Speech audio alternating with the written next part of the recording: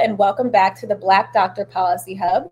My name is Jade Curtis, the executive editor of BlackDoctor.org and the moderator for our discussion today. Today, we are live in Illinois, where Black Doctor has actually been based for 20 years, and we're diving into the realities of 340B. We are joined by Dr. Cornell Darden Jr., chairman of the Greater Chicagoland Black Chamber of Commerce, and Thomas Johnson, a trusted mentor in 340B and leader of the ASAP 340B Coalition.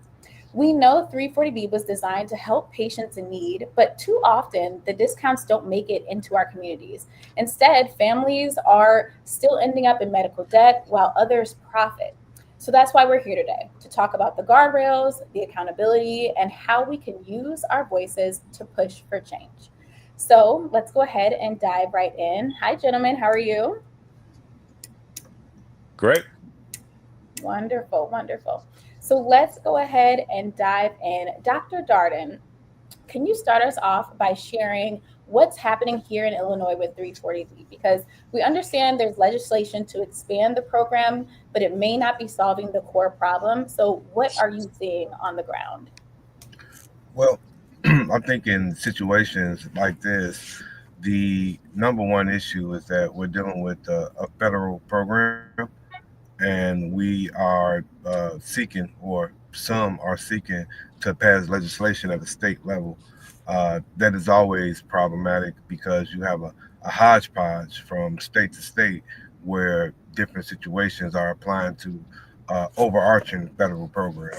So I think that's the number one issue that many policy thought leaders would see with this law being passed in Illinois. Absolutely. So what are we seeing as a potential solution to that, excuse me? Well, I think looking at the issue as a whole, when it comes to the Black community, there is an extreme lack of knowledge and information about the issue.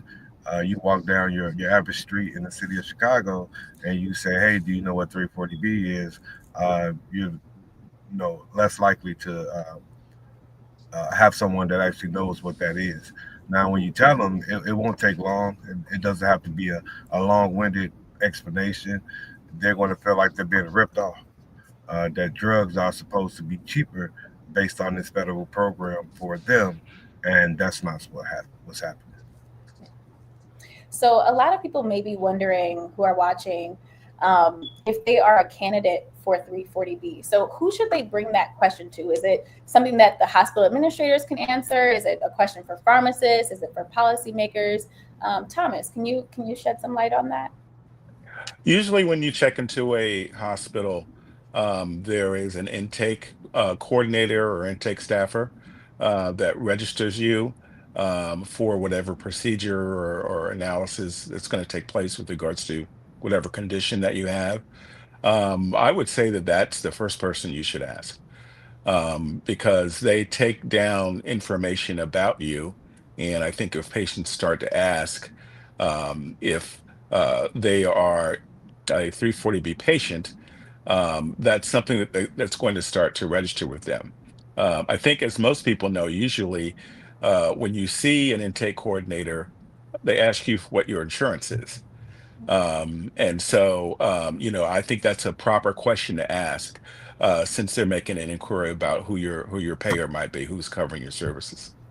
Gotcha. And so is that something, you mentioned insurance, is that something that you could kind of see through your insurance documents, or as you're signing up for insurance? Is that something that you do need to actually direct that question to someone within the hospital facility? Yeah, I would say so, because once again, they're getting information about you, and who's paying for the services that they're rendering. And so I think that is an appropriate time to ask if I'm a 340B patient, because they are in charge of keeping that information, and whether or not their facility is referring to that person as a 340B patient. Absolutely. And so I know so many people are impacted by the lack of transparency in 340B. So Dr. Darden, I'm curious, do you know anyone who has personally fallen into medical debt, who could have been helped by 340B in the way that it was intended? And can you, I guess, tell us about what some of those challenges could potentially look like. Yeah, so being a leader of a business organization is something that many people may not know, but many of our entrepreneurs, especially our Black entrepreneurs, don't have healthcare for a number of reasons. Healthcare is an extremely important issue to the Black entrepreneur. And when it comes to programs like 340B, um, those types of programs are something that we need to spread awareness about throughout the Black entrepreneur community, so that we can ensure that our, thought leaders, our people that are creating jobs and businesses in our communities are also healthy enough to continue to do so.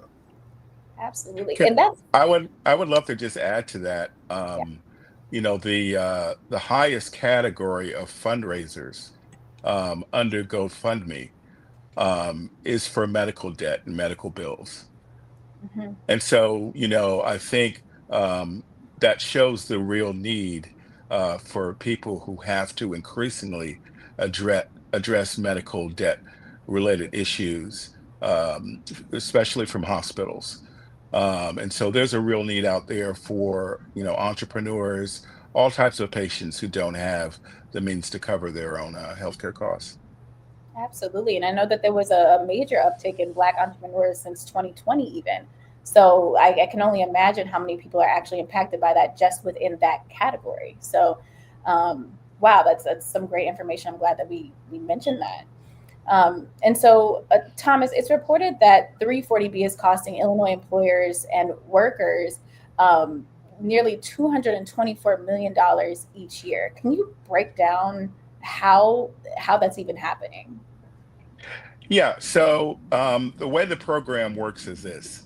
Um, if a 340B is being applied for a patient's costs, let's say that they are in Medicaid, by federal law, they are not allowed to receive the Medicaid rebate for that same patient. So you're either going to be seen as a 340B patient, or you're going to have that person in Medicaid um, eventually get the drug rebate. You can't do both because both are discount programs. And so the $224 million figure arises as a result of that. That's how much the state is losing because those patients who would have been under the Medicaid drug rebate program, seen under that program, are now seen under the 340B program. So double dipping essentially is not allowed with both the drug rebate program and the 340B program. Wow. Okay. And so we also know that, some hospitals are actually benefiting from 340B and they aren't putting those dollars into charity care. So where is some of that money actually going? Well, we've heard some stories. We've heard some stories about dollars going into capital improvement programs.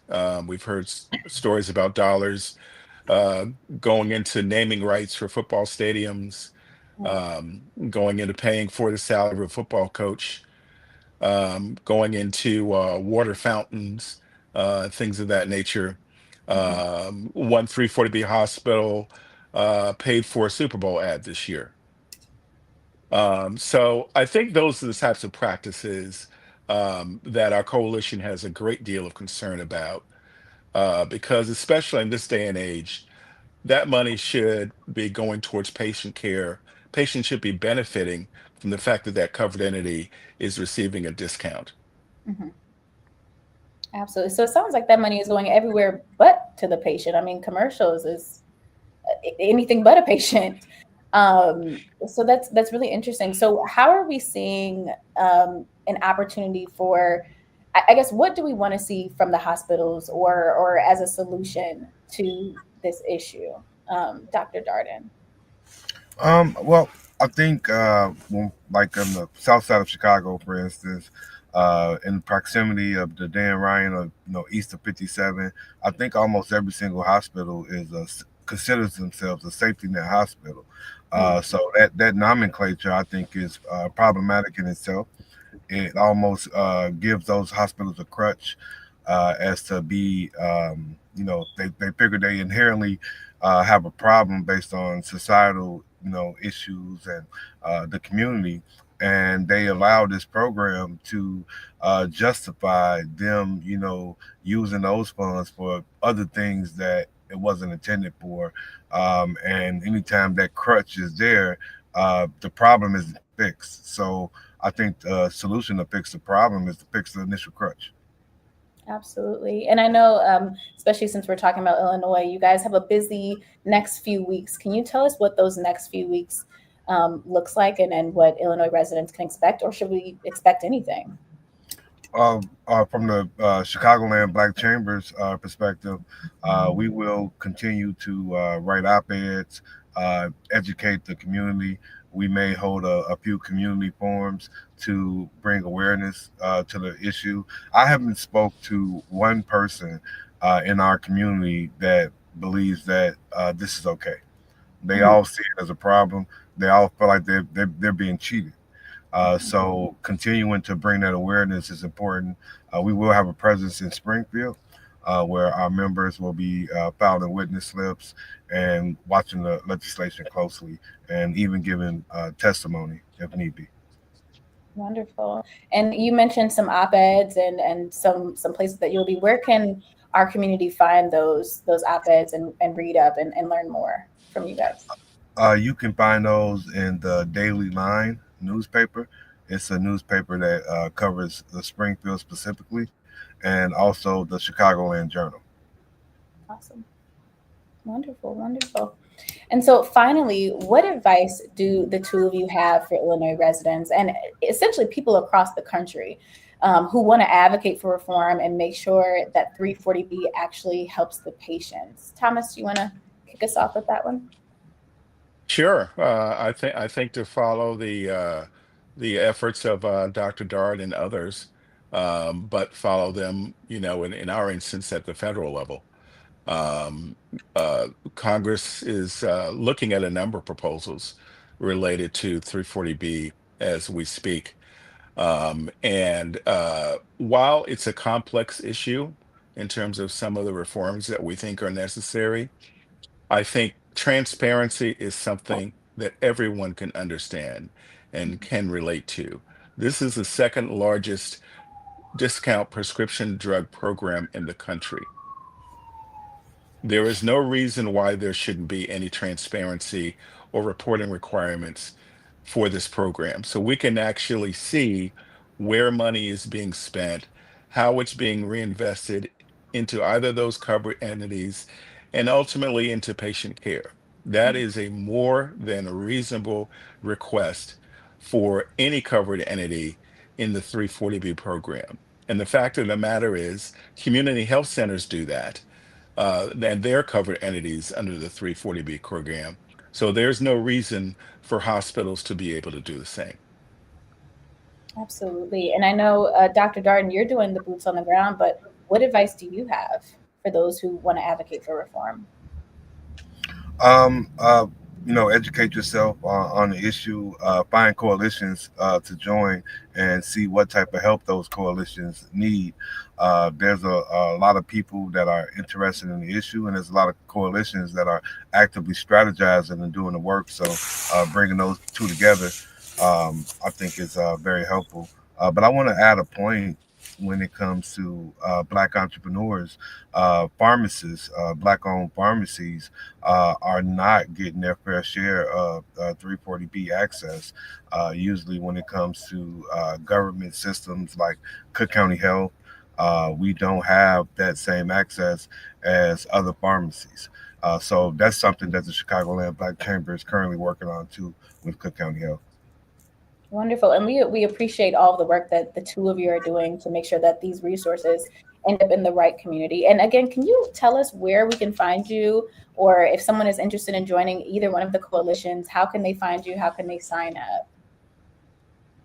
Well, our website is www.asap340b.org. We're a coalition of 38 organizations, national organizations that weigh in on federal policy issues. And we have community groups, we have consumers, nurses, community health centers. We have groups that represent different populations and people of color. Our most recent members are the National Council for Negro Women and the National Black Nurses Association. Um, there are many, many groups ranging from those that work for justice to, frankly, those in the business community that are speaking out for reform of this program. It is very, very much needed, and Congress needs to act. Absolutely. And Dr. Darden, where can they find you? You can reach the chamber. Our website is chicagolandblackchamber.org. My email is cornell@chicagolandblackchamber.org. We have our office downtown Chicago at 65 West Jackson. So we could definitely be reached there as well. And also in Springfield on Adams Street, right next to the Capitol. Wonderful. Well, thank you to so much, Dr. Darden and Thomas, for breaking this down. And thank you to everyone watching. You know, this conversation doesn't stop here. Ask your providers, am I a candidate for 340B? And make your voice heard with policymakers. Together, we can push for real transparency and make sure these resources reach our communities. Thanks, guys. Thank you. Thank you.